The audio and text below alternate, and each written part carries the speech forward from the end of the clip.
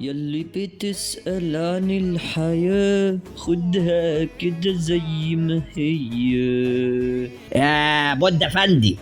اهو جيل ياخدنا كلها الغتاتة على الصبح ملحقناش نفطر حتى. يا بود افندي. يا جناب معالي المدير، الله وكيلك ما في احن منك غير ماما اعتماد. يا استاذ الشغل اللي زي الزفت على دماغك ده، انت بتشتغل في الشركة هنا ايه بالظبط؟ والله يا معالي المدير انا من ساعة ما دخلت هنا وانا نفسي اعرف بشتغل ايه، مرة حراسة مرة كراسة مرة غسيل ومكوى، انا بقيت شبه الناس اللي بيلفوا بصابون سايل.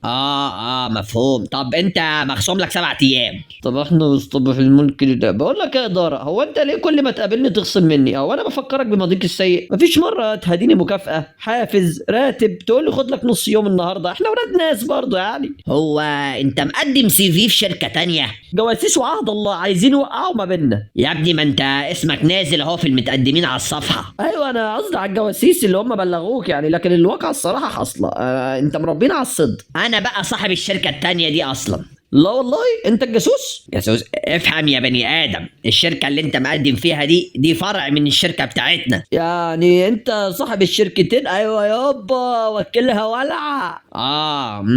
طب مخصوم لك 15 يوم يا بودة كمان.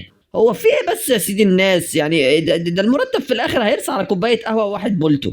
على قد ذكائك هتاخد فلوس، بس انا عندي حل يعني تعوض الخصم ده. انا خدام السيره الذاتيه يا معالي المدير. انا عايزك تكتب لي كل يوم تقارير عن زمايلك. يا راجل يا معيرب، عايزني اشتغل عصفوره وانا زي الشحط كده؟ هشيل لك الخصم وهديك 300 جنيه زياده على المرتب.